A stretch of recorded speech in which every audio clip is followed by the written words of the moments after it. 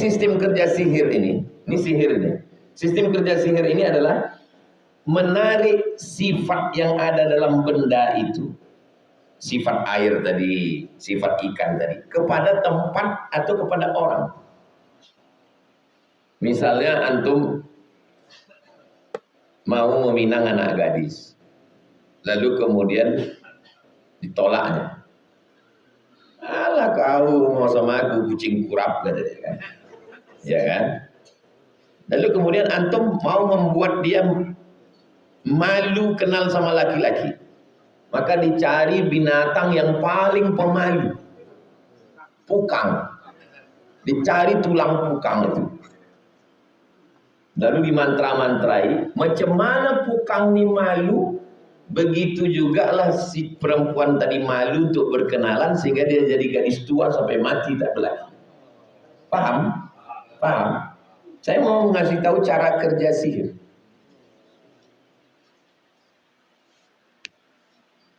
Nah ini semuanya sihir. Siapa yang mengasih tahu ini? Jin. Dalam suatu hadis disebutkan bahwa orang-orang yang duduk dalam majelis ilmu dalam masjid, mereka mendapatkan rahmat Allah. Hadisnya di Sahih. Majtama'a qaumun fi baitin min buyutillah, orang yang duduk-duduk di rumah Allah. Yatsluna kitab Allah, membaca ayat-ayat Allah, baca Quran.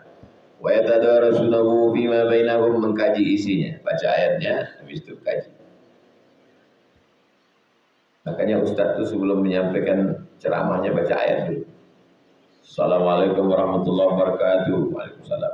Puji Allah. Alhamdulillah. Sallallahu alaihi wasallam. Allahumma shalli ala sayyidina Muhammad. Qala Allah Ta'ala fil Qur'anil Karim. Ya ayyuhalladzina amanu taqullaha haqqa tuqatih wa la tamutunna illa wa antum muslimun. Itu dibacakannya hadis. Ittaqillaha haitsu ma kunta wa atbi'is sayyi'atal hasanata tamhuha wa khaliqin nasa bi khuluqin hasan. Bapak-bapak, ibu-ibu jamaah yang dimuliakan Allah. Kenapa dibacanya hadis duluan? Ayat duluan dari hadis untuk mendapatkan majtama'a qaumun fi baitin min buyutillah, sekelompok orang berkumpul di rumah Allah. Duduk-duduk. Yatsluna kitab Allah, membaca ayat-ayat Allah. Wa yatadarasunahu fima bainahum, mengkaji isinya. Apa balasan Allah? Pertama, nazalat alaihimus, 4 balasan. Nazalat alaihimus sakinah, turun sakinah, ketenangan ke dalam hati, tenang hati. Makanya kalau nampak ada orang tertidur, itu tanda hatinya tenang. Karena kalau tak tenang, tak mungkin dia bisa tidur. Ghasyiyat bihimur rahmah, mereka diliputi rahmat. Hafat bihimul malaikah, mereka dikelilingi malaikat rahmat. Wa dzakarahumullahu fi man 'indah, mereka dibanggakan Allah kepada para malaikat. Mereka dibanggakan Allah Ta'ala kepada para malaikat.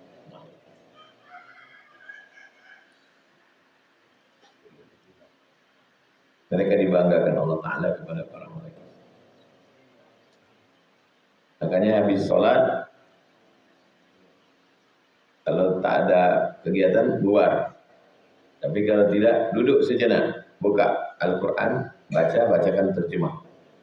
Atau hadis. Bacakan hadis untuk mendapatkan rahmat Allah. Pertanyaannya, apa yang dimaksud dengan rahmat Allah di situ? Rahmat apa yang dimaksud? Bukankah semua makhluk mendapatkan rahmat Allah? Inna lillahi mi'ata rahmat. Allah punya 100 rahmat. Yang 99 digenggamnya, nanti dikasihnya di akhirat. Yang 1 diturunkannya, berebut-rebutlah antara ular sawah, buaya, burung elang dengan manusia. Akhirnya ular sawah dapat rahmat, sehingga dengan rahmatnya itu dia tidak mau makan telurnya. Akhirnya gajah dapat rahmat, sebesar itu badannya, tak ada anaknya mati tertimpa. Akhirnya harimau dapat rahmat, tidak pernah harimau memakan anaknya. Manusia tak dapat rahmat. Kenapa? Karena dimasukkannya anaknya itu dalam plastik asoy, plastik kresek, dicampak aja ke sungai. Tapi dia dapat rahmat Hidup ini karena rahmat. Hidup kita ini, kita bernapas hari ini karena rahmat Allah. Masuk surga pun karena rahmat Allah. La yudkhilal jannata ahadakum amaluhu. Tidak ada kamu satu pun masuk surga karena amal. Wala anta ya Rasulullah, wala ana. Aku pun tak masuk surga karena amalku. Lalu kenapa? Illa ayyataghammadani Allahu bi rahmat. Karena rahmat. Karena kasih sayang Allah. Jadi kesimpulannya semua kita ini dapat rahmat Allah. Apakah orang yang pakai sabu-sabu, narkoba, yang tak sholat subuh, ragu ini dapat rahmat Allah? Ya. Karena kalau tak dapat rahmat Allah, dah mati dia dari mana? Makanya bunyinya Bismillahirrahmanirrahim. Bismillahirrahman. Rahman artinya dia kasih rahmat untuk semua yang beriman, yang tak beriman dapat rahmat. Tapi ada ujung. Bismillahirrahmanirrahim. Yang rahim hanya untuk orang beriman saja. Terus kalau kita duduk di majelis ilmu, kita dapat rahmat. Rahmat apa lagi? Rahmat level 1, rahmat level 2, rahmat level 3, rahmat level 4, rahmat kelas ekonomi, rahmat VIP, rahmat VVIP. Semua manusia dapat rahmat, ya dapat. Rahmat apa? Rahmat yang paling bawah. Rahmat hidup, rahmat bernafas. Tapi tak dapatnya rahmat yang tingkat tinggi. Baca Quran dapat apa? Dapat rahmat. Allahumma arhamna bil Quran. Rahmati kami dengan baca Quran. Orang yang baca Quran dapat rahmat. Mendengar dapat rahmat. Wa idza quri'al Qur'anu fastami'u lahu wa ansitu la'allakum. Rahmat apa yang dimaksud? Apa yang dimaksud dengan rahmat di situ? Kasih sayang Allah kadarnya lebih. Cincin kau ini agak kuning ku tengok. Ini kadar emasnya 75. Suasa namanya. Ini cincin kau ini agak lebih pekat sedikit. Ini namanya emas 22. Untuk cincin bagus 22. Karena kalau 24 terlalu lembut. Ini cincin kau ini 24 karat. Kadar rahmatnya itu. Jadi bukan materi bendanya. Kalau saya duduk di masjid ngaji, nama rahmatnya mobil. Bukan gitu. Bukan materi benda, kadarnya. Baca Quran dapat rahmat. Salat, yang diminta dalam salat itu apa? Rahmat. Rabbil firli warham. Berjumpa sama orang, rahmat. Jumpa. Berjumpa dua orang, menyambung rahmat, silaturahim, menyambung rahmat. Kadar. Maka kita mendapat kualitas rahmat yang 24 karat. Sehingga kita masuk surga dengan rahmat Allah Subhanahu wa ta'ala. Semua yang kita lakukan itu untuk dapat rahmat. Orang yang mati itu didoakan rahmat. Allahumma ighfir lahu warhamhu. Makanya disebut almarhum. Almarhum artinya mudah-mudahan dia mendapat rahmat. Apa beda rahmat, berkah, dan ridho?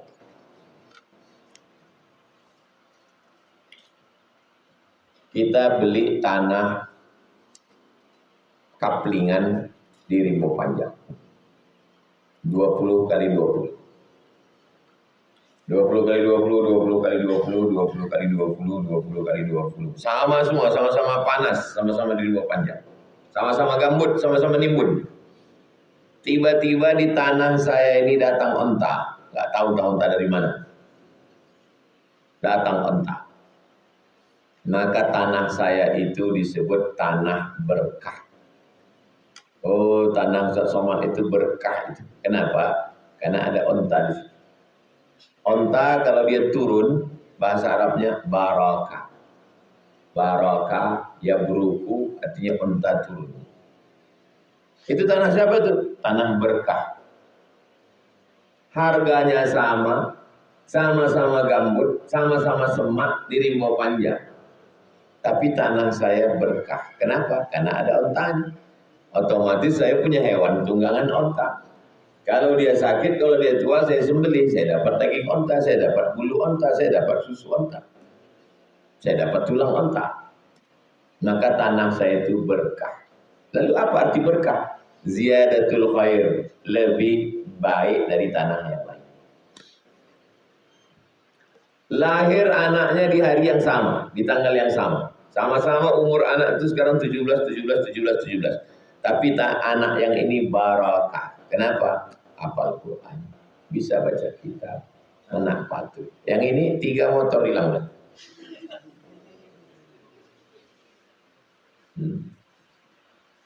Barakah. Makanya kita selalu dimintakan adalah barakah. Assalamualaikum warahmatullahi wabarakatuh.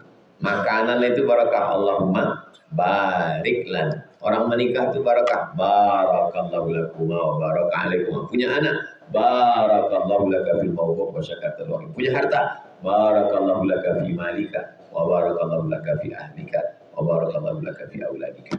Barakah itu artinya barakah. Barakah artinya lebih. Rahman sudah paham, barokah sudah. Sekarang ridho. Ridho itu apa?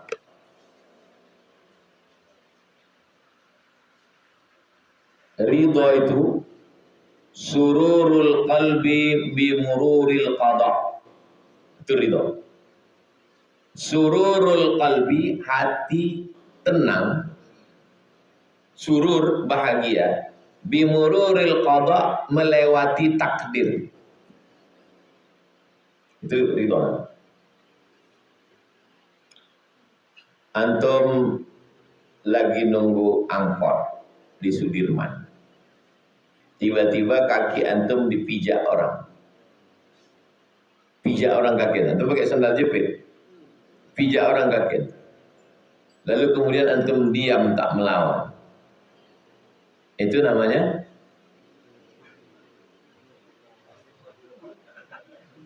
sabar.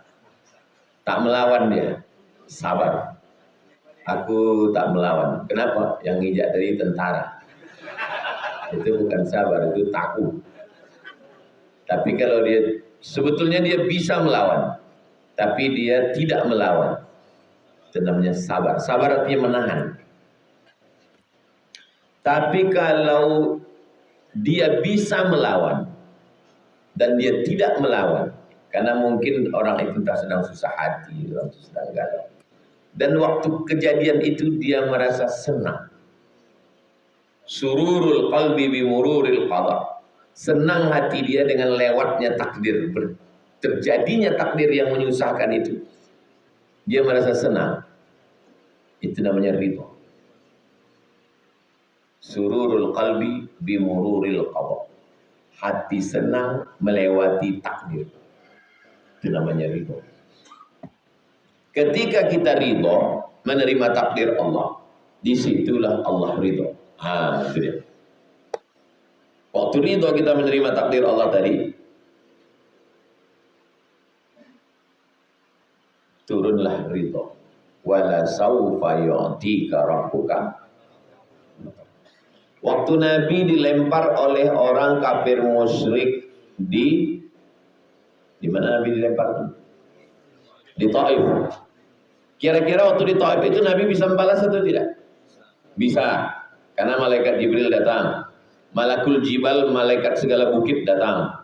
Tunjukkan bukit ya Muhammad SAW, kutimpakan dengan Taif, rata mereka dengan tanah. Tapi apa kata Nabi? Ilaika asku dha'fa quwwati, kepada engkau aku mengadukan kelemahanku, wa qillati hilati, ketidakberdayaanku, wa hawani 'alan nas, aku sedang dihina manusia. Anta rabbul mustad'afin, engkaulah Rabb, Tuhan, pemilik, pelindung orang-orang yang lemah. Asallah an yukhrij min aslabihim man ya'budullah wa la yusyrika bihi syai'a. Keluarkan dari tulang sulbi mereka anak-anak cucu yang akan menyembah engkau dan tidak mempersekutukan. Waktu itu dia sururul qalbi bimururil qada. Hati senang menerima takdir. Itu namanya ridho. Ketika kita sedang ridho, maka turunlah ridho Allah kepada kita. Rahmat, barokah, ridho. Sudah bisa dibedakan? Tipis-tipis dia, setipis kulit bawang.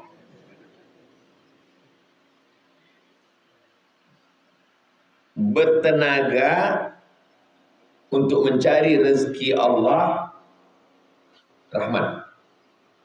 Bangun, alhamdulillahilladzi ahyana ba'da ma amatana wa ilaihin nusyur, rahmat.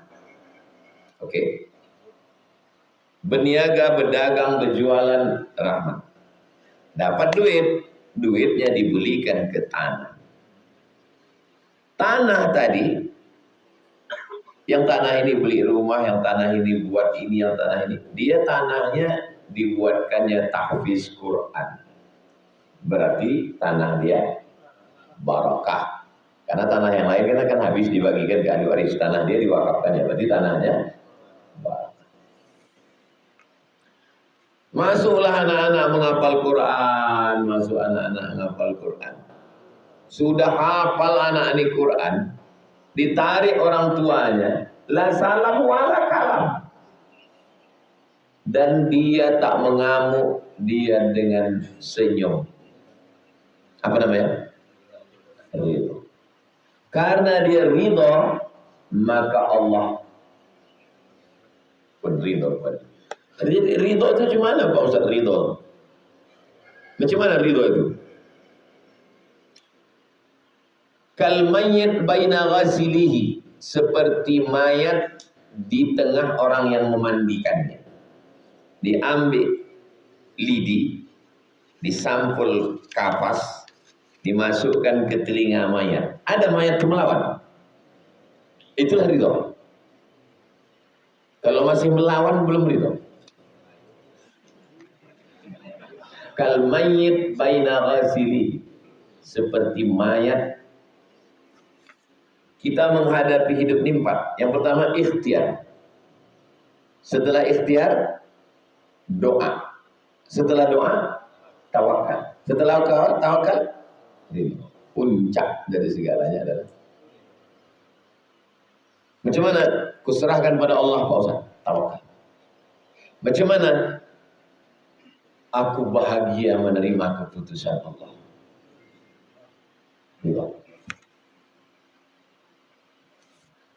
Ikhtiar, doa, tawakal. Puncak daripada semuanya adalah ridho. Ridho itu datang dari mana? Dari Allah.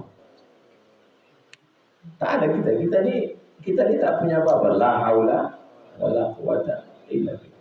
Kalau masih kita mengatakan aku, belum lagi Allah mau ngasih. Sampai hilang keakuan. Tak ada lagi Allah. Tak ada lagi. La haula wala barakatullah. Allah menolong kita. Rahmat umum. Di antara rahmat itu ada barakah. Baru kemudian ridho. Karena kalau tak dijelaskan detail begini orang bingung yang mana rahmat, yang mana barakah, yang mana ridho.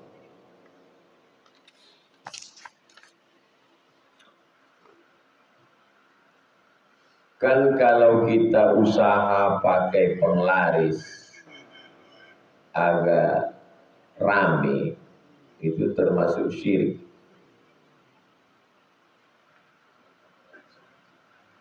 Kalau kita pakai penglaris supaya rame, termasuk syirik. Gimana kalau kita pakai penglaris itu di masjid supaya masjidnya rame?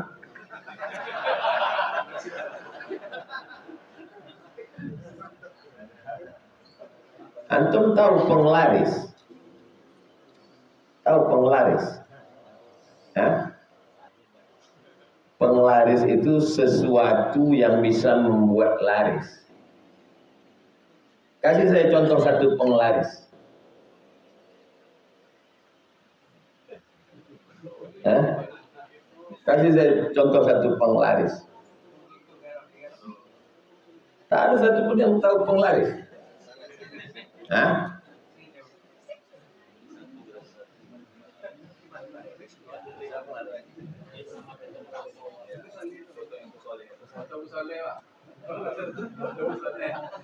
Kalau kita usaha pakai penglaris, maka itu syirik. Kasih saya satu contoh penglaris. Kalau kita mandi di sungai, ada air yang bergulung. Nampak air bergulung? Bergulung air. Ditangkap air bergulung itu pakai gelas atau pakai apa. Waktu mandi sungai itu nampak air bergulung. Ditangkap air bergulung. Dibawa pulang ke rumah. Dipercikkan air bergulung itu ke warung tempat jualan itu. Sebagaimana air itu bergulung, begitu jugalah tempat jualan itu menggulung semua orang untuk membeli. Paham? Paham? Itu namanya penglaris. Itu yang syirik itu. Kenapa? Karena dia meyakini bahwa air itu punya kekuatan. Sebagaimana air itu bisa menggulung, begitu juga lah dia menggulung. Ada ikan yang bisa menggulung air. Bisa digulungnya air itu namanya ikan buntal. Tahu ikan buntal? Ikan buntal itu bisa digulungnya. Itu ikan buntal itu ditangkap, lalu kemudian dijemur kering, bulat dia macam balon, digantungkan di atas tempat warung jualan, di pintu tempat menggala itu digantungkan. Ustaz kok tahu? Saya menyewa rumah di Mesir. Saya tidak tinggal di asrama, saya nyewa rumah. Di bawah rumah saya ini pabrik roti, tempat jual roti. Nah di atas pintu tukang roti itu ada ikan buntal. Lalu saya tanya, Eda itu what is this? Apa kok? Eda, kata dia sama bahril ahmar, sama ikan bahri laut ahmar merah, ikan laut merah, ikan buntal. Lalu saya tanya, asan untuk apa? Lil haz kata dia. Lil haz artinya penglaris. Jadi orang Mesir pakai penglaris. Dia meyakini sebagaimana ikan itu bisa mengisap air itu, begitu juga lah warung dia ini bisa mengisap pembeli. Paham? Penglaris namanya. Jadi sistem kerja sihir ini sihir ini. Sistem kerja sihir ini adalah menarik sifat yang ada dalam benda itu, sifat air tadi, sifat ikan tadi, kepada tempat atau kepada orang. Misalnya antum mau meminang anak gadis, lalu kemudian ditolaknya. Alah kau mau sama aku kucing kurap katanya kan, ya kan? Lalu kemudian antum mau membuat dia malu kenal sama laki-laki, maka dicari binatang yang paling pemalu, pukang, dicari tulang pukang itu. Lalu dimantra-mantrai, macam mana pukang ini malu, begitu juga lah si perempuan tadi malu untuk berkenalan sehingga dia jadi gadis tua sampai mati tak berlaki. Paham? Paham? Saya mau ngasih tahu cara kerja sihir.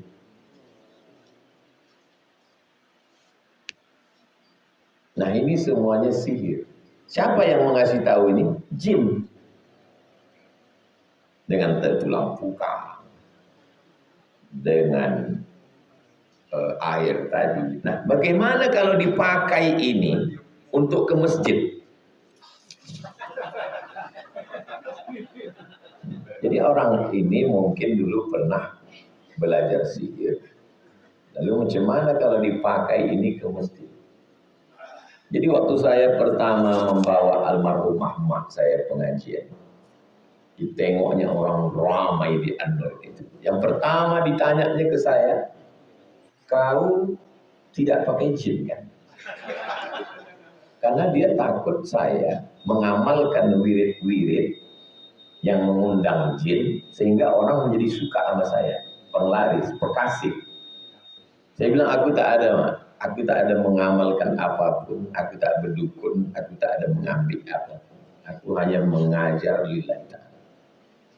Kata dia, kita dari atukku dulu, Syekh Abdul Rahman, ke ayahku, tak boleh berkawan sama jin. Kalau kau ada menuntut macam-macam, itu amal. Maka saya pun ke anak-anak saya ajak ke sepupu, ke jamaah. Jangan berkawan dengan jin. Kalau ada yang model begini, Batu yang paling mahal intan. Untuk membelah kaca ini pakai intan. Intan itu disobek kan, saking kerasnya intan. Skala mengukur kerasnya batu itu namanya skala Mohs. Kalau jauh kilometer, kalau berat kilogram, kalau skala kekerasan batu Mohs. Batu yang paling keras itu intan. Sampul di luarnya itu namanya berlian. Ini intan, di luarnya itu namanya berlian, yang di dalam itu intan. Bahasa Inggrisnya diamond, tulisannya diamond, cara bacanya diamond. Macam mana intan itu berkilau, begitu juga lah muka itu berkilau. Dimasukkan intan itu ke dalam, susuk namanya. Itu sihir. Maka semua sihir ini hak. Di zaman Umar bin Khattab, tukang sihir ditangkap, dibunuh, dipancung kepalanya. Tukang sihir disuruh bertobat 3 hari. Razia hari ini, razia tukang sihir, hari Selasa. Rabu, Kamis, Jumat terakhir. Sabtu tak bertobat. Nah, jadi tidak boleh memakai ini untuk balik ke kampung, baca Riyadhus Shalihin, tak bertambah-tambah jamaah. Kemudian datang ada yang mengajarkan, ambil air dari sungai, pasangkan ini, jangan, karena itu mencampurkan yang hak dengan yang batil. La talbisul haqqa bil batil. Jangan campurkan yang hak dengan yang batil.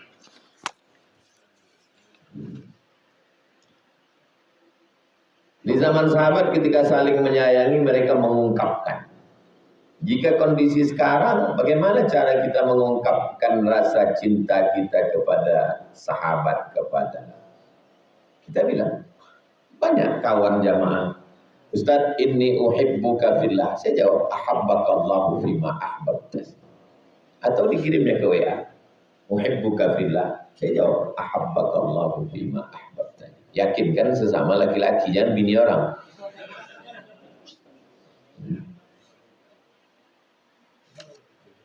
Mungkin tidak lazim bagi orang yang tak biasa, aneh menurut dia. Dia pakai bahasa Arab, uhibbuka fillah, ahabbakallahu fima ahbabtani. Allah juga menyayangi engkau sebagaimana engkau sayang kepada aku karena mau bertanya Ustaz tentang hadis senyum, tabassumuka fi wajhi akhika shadaqah. Senyummu ke wajah saudaramu adalah shadaqah.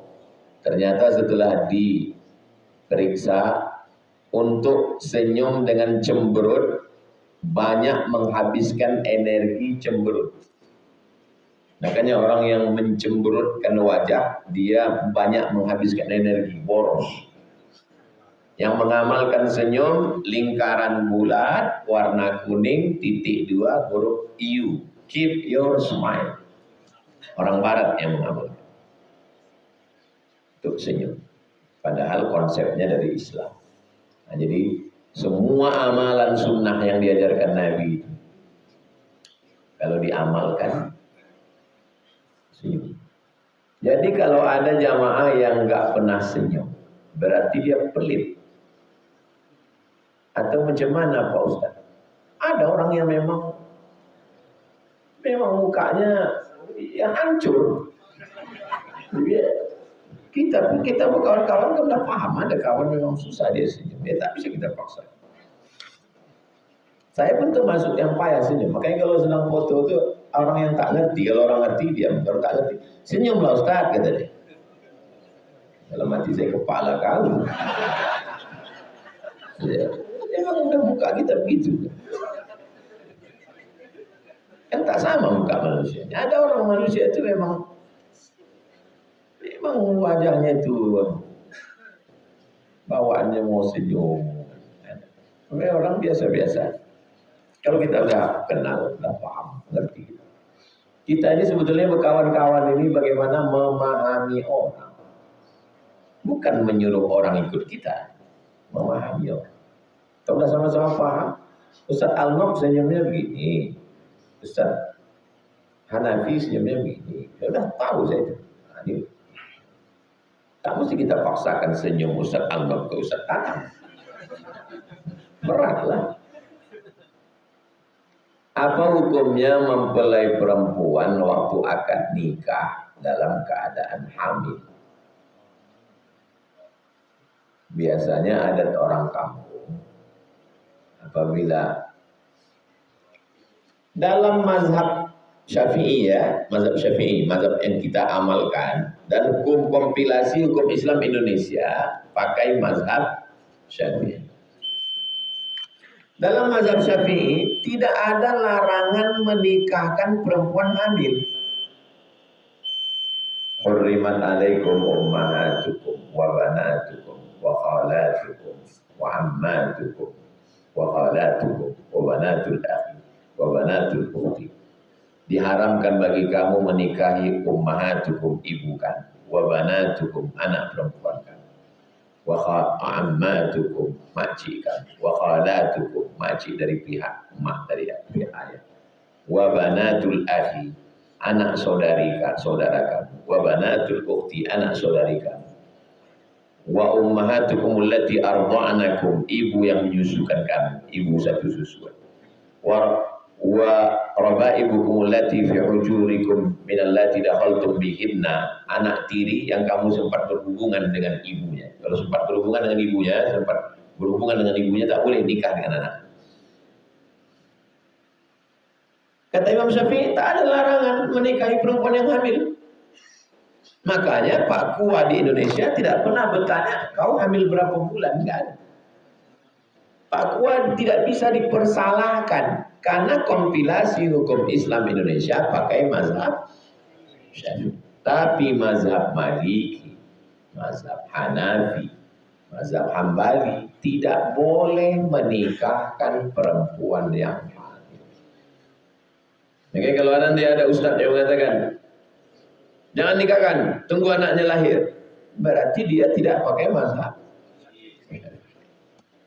Saya pakai mazhab Syafi'i dan kompilasi hukum Islam Indonesia pakai mazhab Syafi'i. Jadi perempuan yang sedang hamil kalau dinikahkan sama Pak Kua, nikahnya sah. Tapi setelah anak lahir tidak boleh pakai binti Pak.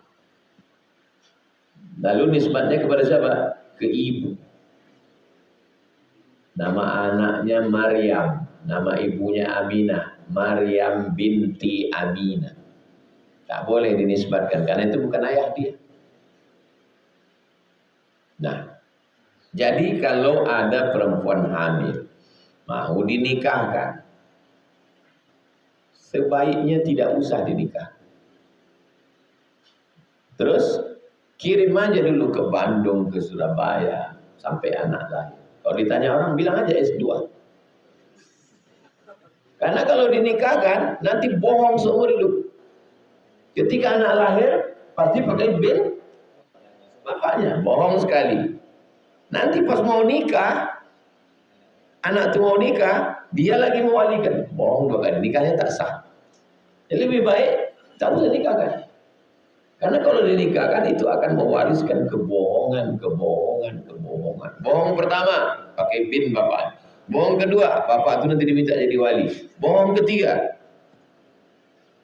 waktu mati si bapak atau si anak mati, mereka saling, padahal dia tidak mewarisi. Perempuan yang hamil, kalau dia melahirkan anak itu tidak boleh pakai bin. Kalau anak itu nanti mau nikah, walinya wali hakim. Tak boleh diwalikan oleh siapa. Kalau bapak itu mati atau anak ini mati, mereka tidak mewarisi, tak dapat harta warisan. Jadi konsekuensinya berat. Kalian jangan mau menikahi perempuan hamil. Mana tahu, kadang nasib kita tak tahu entah macam mana kita ke depan. Tiba-tiba balik ke kampung ada anak orang kaya. Amin. Jangan antum berpikir inilah doa yang terkabul selama ini. Hah? Karena antum akan berbohong seumur hidup. Tak akan mungkin di akte antum buat nama ibunya. Otomatis buat nama antum. Nanti pas mau nikah anak itu antum mewalikannya pula lagi. Nikahnya tak sah. Karena yang walinya wali hakim, bukan anak antum itu. Jangan nikahi perempuan yang hamil dan jangan nikahkan perempuan yang hamil. Biarkan dia melahirkan. Jangan berbuat kesalahan 2 kali dalam hidup. Jaga anak gadis baik-baik. Jaga anak gadis baik-baik.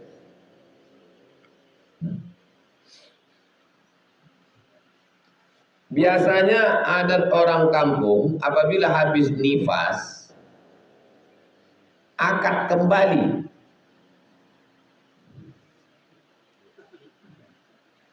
Kau nikahkan anak ini kemarin, ya hamil berapa bulan dia? 3 bulan.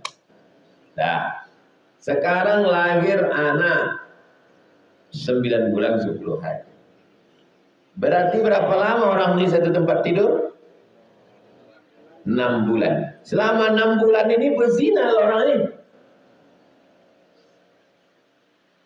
Menurut mazhab Syafi'i nikahnya sah. Kalau mau kau nikahkan, nikahnya sah, tak perlu diulang lagi. Ini udah bersalah-salah. Udahlah salah membiarkan anak bunting. Dinikahkan pula salah kedua. Habis anak lahir dinikahkan pula lagi. Salah. Salah cukup sekali aja.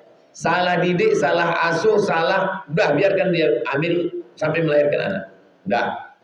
Cukup sekali aja salah. Jangan salah lagi. Udahlah salah. Dinikahkan pula. Habis anak lahir dinikahkan pula lagi. Terus selama 6 bulan dia bercocok tanam tuh. Kan tak betul perbuatan. Salah sampai mati salah. Pas dikasih tahu salah, ya setiap manusia kan punya kesalahan.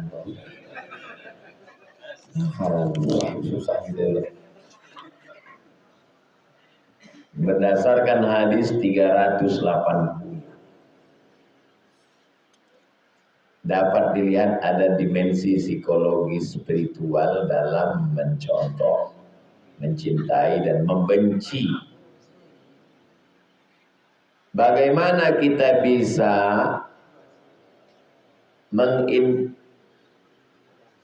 merealisasikan nilai ini ke dalam pribadi kita agar tidak jatuh sikap fanatik eksklusivisme, terhindar dari rasa benci yang munafik.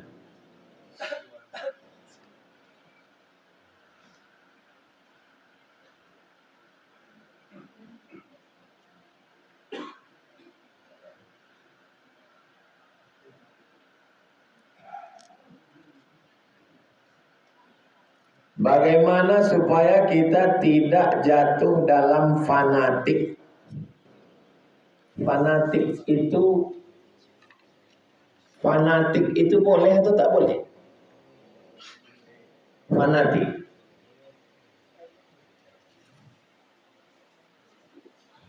Apakah itu fanatik? Apa itu fanatik?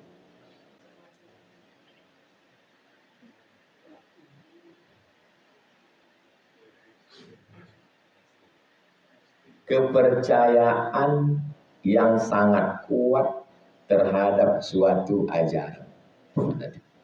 Bahasa Arabnya asabiyah. Keyakinan yang sangat kuat terhadap suatu kepercayaan. Sekarang saya tanya, fanatik itu boleh atau tak boleh? Fanatik itu wajib. Fanatik itu wajib. Kau sholat, ya aku tergantung suasana hati. Kita nggak boleh terlalu fanatik. Fanatik itu wajib. Siapa yang tidak fanatik berarti dia tidak punya keyakinan yang kuat.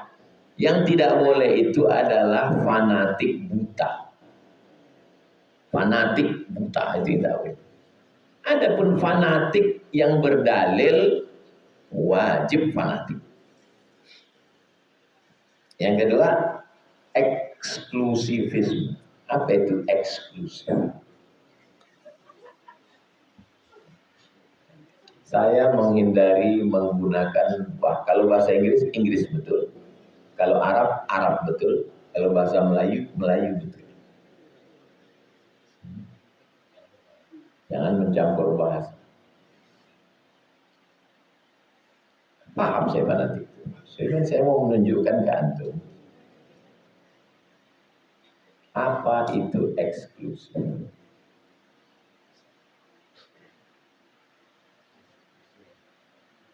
Eksklusif itu lawan dari inklusif. Eksklusif artinya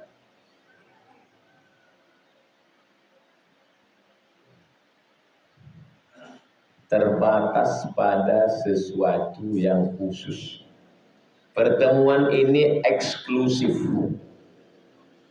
Ini pemakaman orang Pariaman, eksklusif. Waktu saya meninggal, boleh saya dikuburkan di situ? Bagor, kau Ustaz Somad.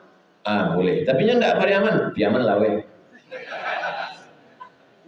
Itu Ustaz Somad boleh, ini orang awak. Eksklusif. Sedangkan Islam inklusif, terbuka. Agama yang eksklusif Yahudi. Tidak boleh masuk Yahudi kecuali bapak ibunya, minimal ibu, karena mereka menengok dari jalur ibu. Jadi kalau ada laki-laki Yahudi pergi ke Amerika, bininya tak Yahudi, balik dia tak Yahudi.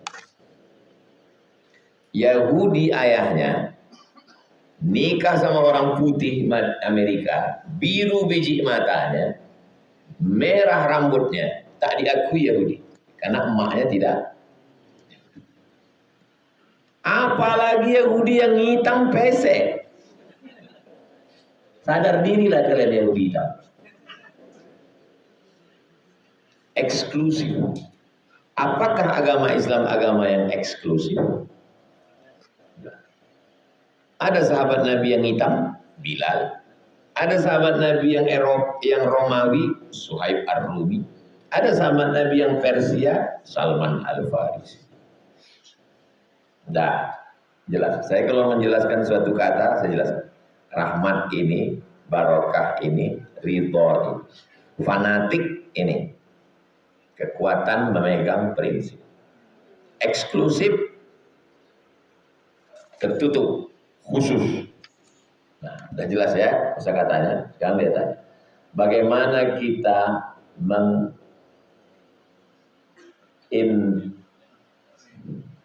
nilai ke dalam pribadi kita agar tidak jatuh dalam sikap fanatik dan tidak eksklusif. Bagaimana supaya kita tidak fanatik? Kita mesti fanatik, yang tak boleh fanatik buta. Bagaimana supaya saya tidak fanatik buta kepada Ustaz Abdul Somad? Mesti memahami Islam dengan benar.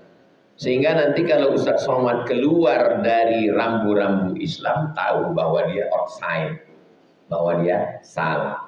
Datang saya kemari pakai kaos oblong, pakai celana pendek. Saat itu antum mesti berani berkata, Ustaz dalam hal ini salah. Karena Ustaz tidak menutup aurat. Kenali kebenaran dan jadikan kebenaran itu sebagai standar untuk menilai orang. Kalau tidak nanti antum akan fanatik buta. Fanatik buta. Itu tadi ku tengok Ustaz Somad pakai celana pendek. Yang penting hati.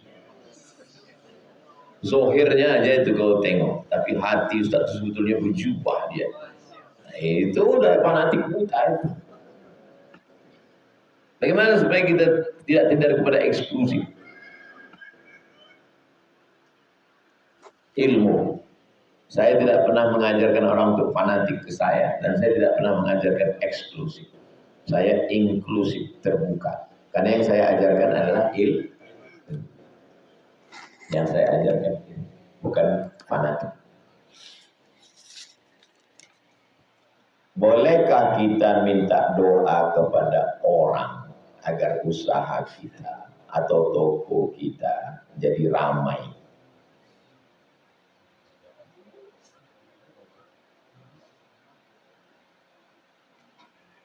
Nanti datang, hadisnya sudah kita kaji beberapa Rabu yang lalu. Nanti akan datang, waktu itu di masjid yang sebelah kiri. Nanti akan datang seorang laki-laki. Kalau dia datang kemari, hadisnya diriwayatkan oleh Umar bin Khattab. Nanti kalau dia datang, mintalah doa supaya diampunkan Allah. Nama laki-laki itu dari Yaman, dia tak pernah jumpa sama Nabi. Tapi Nabi menyebut dia, nama laki-laki itu Uwais al.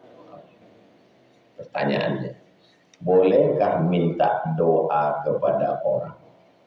Boleh. Karena Nabi menyuruh sahabatnya untuk minta doa kepada Uwais.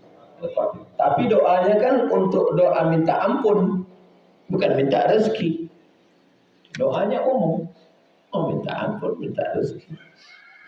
Mana dalil lain? Datang sahabat Ummu Sulaim membawa anaknya, namanya Anas bin Malik. Doakan anakku ini ya Rasulullah. Lalu Nabi doakan, Allahumma barik lahu, Allahumma aksir amwalahu wa auladahu, kata Nabi. Allahumma aksir amwalahu, banyakkan hartanya, wa auladahu, banyakkan anaknya.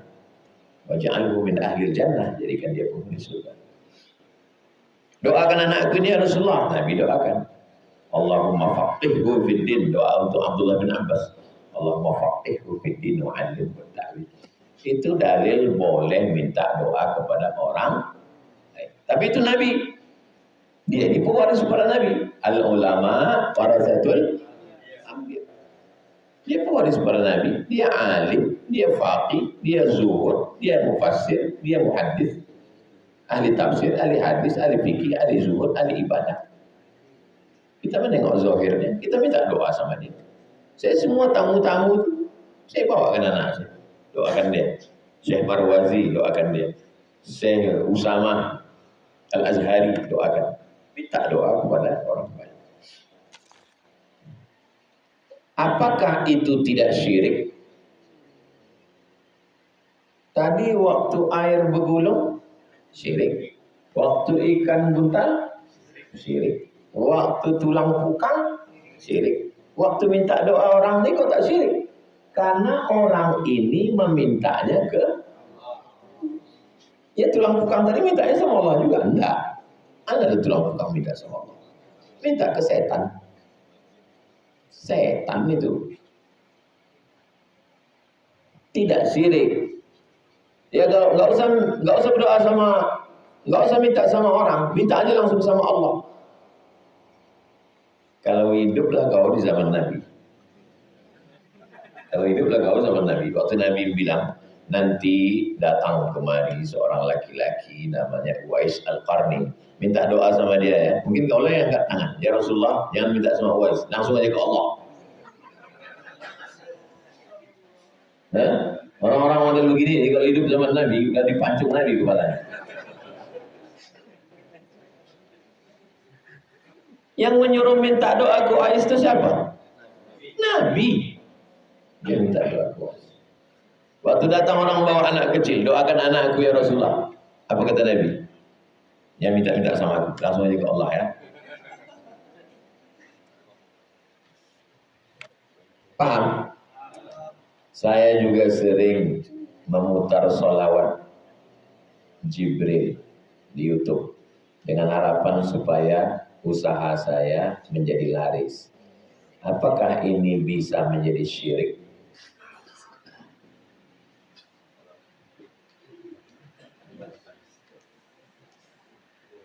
Man sholla alayya sholatan, siapa yang berselawat kepadaku satu kali, sallallahu alaihi biha asyra, dibalas Allah 10 kebaikan. Wa huttat anhu asyara sayyi'at, ditutupi 10 dosa. Wa rufi'at lahu asyara darajat, dinaikkan 10 derajat. 10 kebaikan, 10 dosa dihapuskan, 10 derajat dinaikkan. Karena Apakah masuk di dalamnya rezeki? Iya. Karena yang 10 tadi masuk rezeki. Itulah makanya orang yang bersolawat itu, Allahumma sholli ala Sayyidina Muhammad wa ala ali Sayyidina Muhammad salatan tunjina biha min jami'il ahwali wal ahwal wa taqdirna biha jami'al hajat wa tutahhiruna biha min jami'is sayyiat wa tarfa'una biha indaka 'ala darajat wa tuballighuna biha aqsal ghayat min jami'il khairat fil hayati wa ba'dal mamat. 9. Dari mana mereka mengambil? Dari hadis. Kenapa tidak syirik? Mintanya ke Allah dengan menyebut selawat kepada Nabi. Bukan minta ke Nabi. Kenapa air tadi syirik? Mintanya ke setan, ke jin. Apakah ini bisa syirik? Jelas tak jelas? Jelas. Meminta kepada ulama itu minta kepada Allah. Minta kepada Nabi itu minta kepada Allah. Selawat itu Allah yang menyuruh.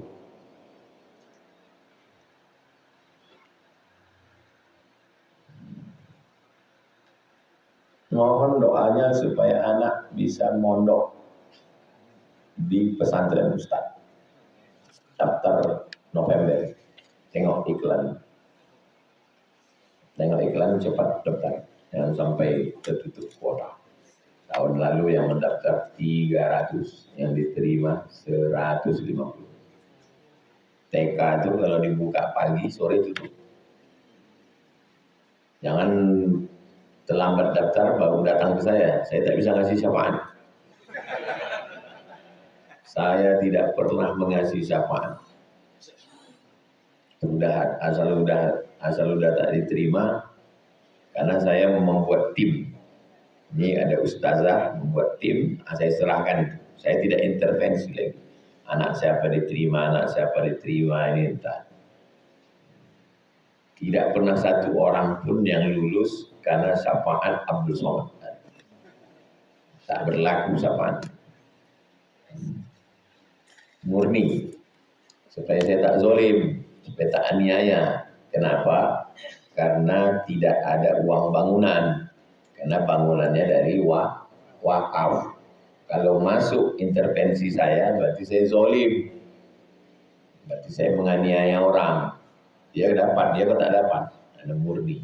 Di akhirat tak berat hisab kita. Ditanya ini diterima. Itu ada tim ustazah, saya tak ikut. Begitu juga di Nurul Azhar. Tidak ada orang masuk Nurul Azhar karena saya tak. Semuanya tim yang dibentuk Ustadz Al-Nof dan Ustadz Muhammad Hanafi. Banyak orang marah sama saya gara-gara dia, nggak apa-apa. Daripada susah di akhirat. Ala hazihi niyah al-fatihah. Bismillahirrahmanirrahim. Alhamdulillahirabbil alamin arrahmanir rahim maliki yaumiddin. Iyyaka na'budu wa iyyaka nasta'in ihdinas siratal mustaqim. الذين أنعمت عليهم غير المغضوب عليهم ولا الضالين آمين. اللهم صل على سيدنا محمد وعلى آل سيدنا محمد صلاة تنجينا بها من جميع الأهوال والآفات وتقضي لنا بها جميع الحاجات وتطهرنا بها من جميع السيئات ترفعنا بها عندك أعلى الدرجات تبلغنا بها أقصى الغايات من جميع الخيرات في الحياة وبعد الممات إنك سميع قريب مجيب الدعوات يا قاضي الحاجات. ربنا اغفر لنا ذنوبنا ولوالدينا وارحمهما كما ربيانا صغيرا. ربنا هب لنا من الصالحين. ربنا آتنا في الدنيا حسنة وفي الآخرة حسنة وقنا عذاب النار. وصلى الله على سيدنا محمد وعلى آله وصحبه وسلم والحمد لله رب العالمين. تقبل الله منكم.